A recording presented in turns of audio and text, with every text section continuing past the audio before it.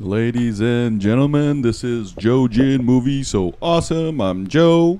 I'm One Jin. Today we are going to start off with the Acolyte. And then we're going to talk about The Boys finale for Season 4. And then House of the Dragon, Season 2, Episode 5. But we're going to start off with Acolyte. This is a review of the entire season. Yeah. What's up, ZedZee? Big shout out to ZedZee, Scott Walker, Uichan Hong, Jasmine, Kayla Marie, and all our subscribers. Full spoilers for every Star Wars movies and series up to now. Here we go. You want to go first, One Jen?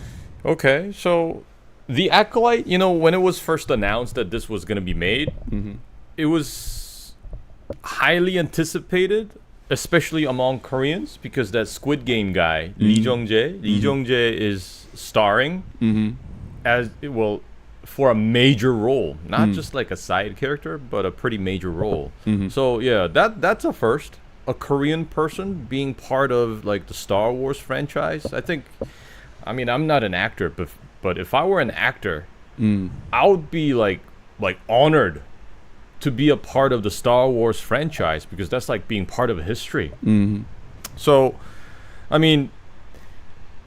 because I've seen other shows like, Obi-Wan and Ahsoka and all these other Star Wars stuff, I kind of told myself not to keep my hopes too high. And yet this show still disappoints overall. So that's my take over the entire season. It's disappointing for me. And one of the biggest reasons is because that it just feels so generic. Andor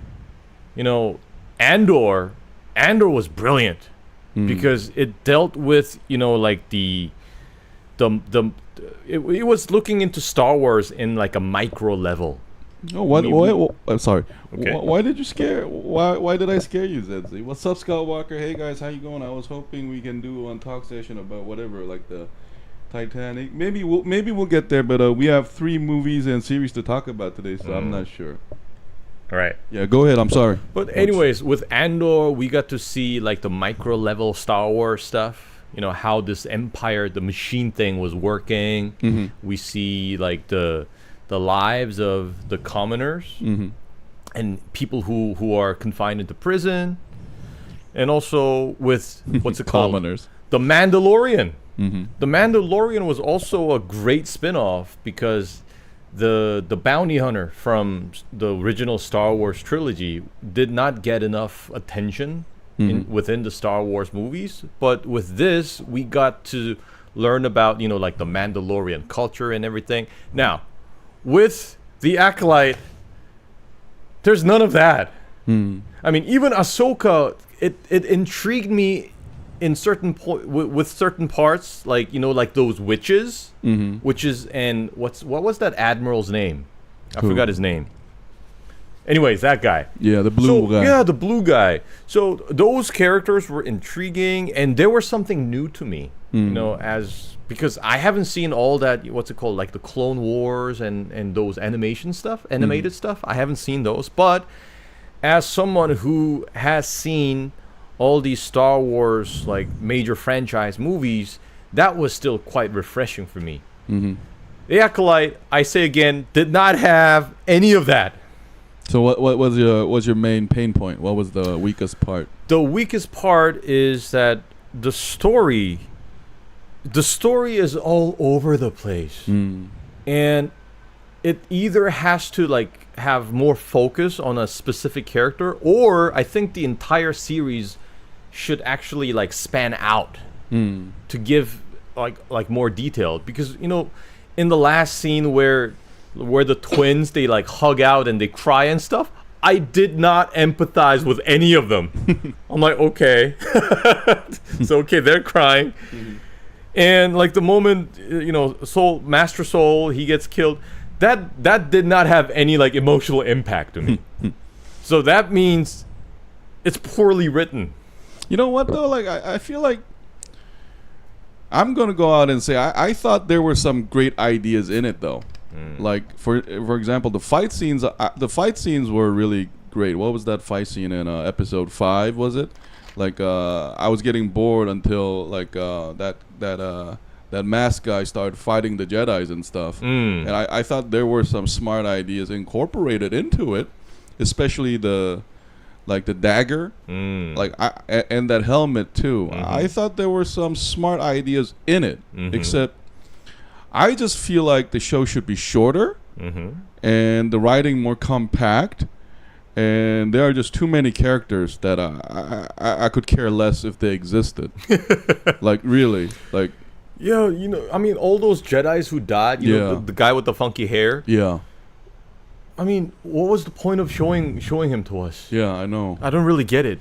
I feel like it should have just been Soul. Yeah. And just maybe one more Jedi. Just like, I feel like a lot of those characters were also underwritten. Yeah. And I would word it differently. I'm so tired of these like Star Wars tropes. Like now that I watched the whole season, I don't even like the name Acolyte. They should have just called it the Pupil, right? It's just like there's no reason to have that fancy word. Yeah, it's just it's a different word for the same thing. And you know, and I was not happy to see Sith Plagueis like at the end of two. Like I just, you know what? Another problem is like I thought like Star Wars being movies before all these shows was perfect in the sense that they left a lot of room for our imagination. Yeah. And I just don't. I agree. I just don't like where like everything is now explained to me. I mean, unless it's like Andor, where I thought the writing justified it enough. I mean, but like I'm so tired of like this Jedi mythology being like reevaluated, rewritten again. It feels a lot like Terminator. I kind of wish. I think that's a great analogy, comparing it to Terminator. Yeah. So I kind of wish they went for like a different direction. For example, they could have focused. I mean, the show already kind of hints at it, but you know, like the hypocrisy of the Jedi Order. Or maybe you can focus more on the ancient force, you know, because from Star Wars we just think that Jedi are the only ones who wield this power, but throughout different shows we kind of learn that this is like even more ancient than the Jedi. And we already have those witches and convergence or whatever thing, well, whatever, like the ritual. Maybe they should have focused more on that, because remember with Andor, I think it was like in the earlier part of the season where they show us this like this astral event, you know, like when they tried to make that escape through that cosmic event. You know, that stuff was freaking fascinating, like visually and also conceptually. Those were fascinating stuff. What's up? I felt like I was watching the series H2O on Disney Channel. H2O is a series for under 12 years old about some girls that turn into mermaids when they touch water. Yeah, I see what you mean. So they had a lot more things that they could a lot more materials that they could touch on, but instead they just went through this very generic ideas. I look like a Sasquatch, ZedZee? Thank you. Yeah. Scream, sorry, Jin, Star Wars is losing popularity. Yeah, definitely. Jin looks smart when he's talking. Oh, nice comment. Call me a Sasquatch, calls Jin smart. Okay. Clear bias there. Jin look exactly like Billy Loonis from Scream. You said the last time when I wore the white t-shirt. Yeah. No, but I agree. Like, and you know what's sad is I did like some ideas in it. Like, was it disappointing? Yes, but I do feel like that their mother, what was her name? May and Osha's mother. Like the witch. Yeah, a lot of that was actually interesting until they fucked it up. Like you know, and one thing that Andor did well was it explained the world around us. Like even that you know, that drum guys, and there was a culture there. Here, I did feel like what happened to the budget is like we're teleporting to different TV sets, like a Friends fucking episode. Like the quality was all over the place too. Because like I would also praise like the final fight between Soul and that guy. Like it's like some were good. It's just like it should be just 4 episodes, very tight. And I was also not happy to see Yoda at the end. Like yeah, that was also kind of pointless.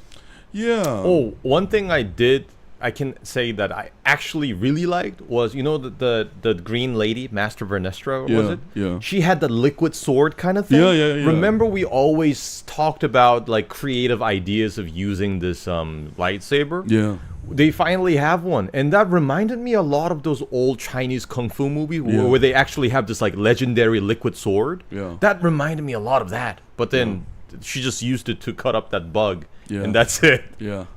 I know, like there was like smart ideas like that I felt was not used really well. And I also like, I mean, Star Wars has always had this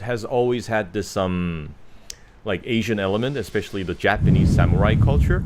But I think it was even more emphasized by the way the villain uses his sword, because it clearly reminds us of, you know, like the katana, the big sword. And the wakizashi. That's the small one, like the small blade. Yeah. And the fact that they created these elements using a lightsaber, that was pretty fresh. Yeah. No, I like the fight scenes actually. I thought the fight scenes were actually better than Obi-Wan's, the with the Vader and stuff. But there were also very stupid fucking moments. Like why does the blade turn red? And like I thought that was the crystal that was red. Like I also I that's the whole point. I mean, that was the last, like, the season finale, and supposedly that was supposed to be like the super dramatic moment when that thing turns red, but I didn't feel anything. I'm like, huh. And another problem is I feel like the show couldn't decide whether it was a PG-13, I mean, it was a PG series or some kind of, you know, because, I don't know. At this point, I wish they did a rated R one. And I also thought there were moments that they missed out a little. Like, I felt sorry for the Soul. I thought the Soul character should have had more, like, complex explanation. Yeah. Because, one thing we're told repeatedly is that, you know, Jedi must be calm and the Sith are all rage and emotion, right? Like, that was clearly demonstrated with Vader, because he's basically angry all the fucking time. Yeah. And even his fight style is very vicious. And, you know, this show had some great dialogues. You know, like, remember when one of the senators tell Vernestra that if it only just takes one Jedi to snap and create a disaster, and we already know that that's going to happen in the future, and he's very right. So, like I said, it's all over the place. Maybe they should have just focused on that, like trying to contain emotions, which is impossible, and have that central theme of like this hypocrisy and the innate contradiction of the Jedi Order. I mean, but at the same time, you know what? Now that you mention it, this theme was dealt with during the prequel trilogy by Anakin. Remember, Anakin is reportedly, like, continuously told that, you know, you need to be patient, you're not a master yet, you need to control your emotions better, better, fuck that! You underestimate my powers! Fuck that! Of course he explodes. So I, see, like, for example, in the finale, I thought they should have had a moment where Soul kind of loses his cool. Yeah. But his faith in the Jedi Order brings him back to peace or something. I don't know, like they're just like, oh, okay. Here's a great solution. They should have made it shorter, and I felt like the writer should have, like, this feels like True Detective, like season 2, in the fact that there were smart moments in it, great ideas. It just I feel like they should have, like, rewrote it again and again, like polished it. Yeah, that's a good point. Fine tune it, because like, I know this show is getting a lot of hate online. I cannot avoid it because like once you search for it, it's all there. You know, I by the way, I just checked Rotten Tomatoes for this. It gets like 80% fresh from critics. I was like, wait a minute, that's not right. And then I saw the audience meter. That's like 17%. Let's be honest though, it's neither. I feel like it's more it's somewhere in the middle. Yeah, I wouldn't give it 17%, but it's not 80%. Yeah, no. I mean, it wasn't that trash though. Like I just wish. And hats off to that Sith actor. He was good. Like that Asian guy. Yeah, he was. I felt he. I mean, the actors were okay. Like the actors in general were all right. Okay. I think I don't want to bash anybody. He also gave us like good idea what a Sith might be if he's a little more human. You know, before like Anakin snaps. No, but like. Even that, like, you know, the reason why the prequel trilogy and the movies work is we just get enough explanation of the Jedi and Sith to fill in the blanks ourselves and say this is good guy, bad guy. Now the problem with this fucking mess is that now that you explain everything, it's like the more you talk, the more contradiction you get. It's that problem because now we start having more questions because because let's be honest, like the original movie, the concept of Sith and the Jedi are very simple at heart. Good, bad, calm down, fucking angry bitches. They're traitorous, and they're just enough of that. But here, the problem with this world building stuff is that you start to break your own rules.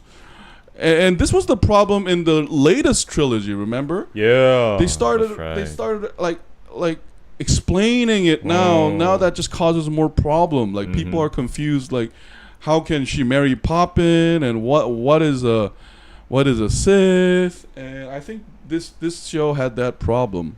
This show definitely had that problem. It's kind of sad because like you said, it has so much more potential had it been polished. Yeah. But it just didn't have that finesse in the show. I can't say it was bad. It was just super empty. It lacked dimension and density, and I mean, we agree. I mean, there were just too many characters. I feel like this should have been a movie. I mean, I gotta say Obi-Wan is better than this. Yeah. Because Obi-Wan had that saving grace of that Vader and Obi-Wan like that confrontation between the two itself is already like more than enough to satisfy us. Yeah, but the problem is I just met May and Osha. Yeah. I gotta say, it's kind of fucking weird, man. Like, like the Jedi are so incompetent. Like, how did they survive this long? Like,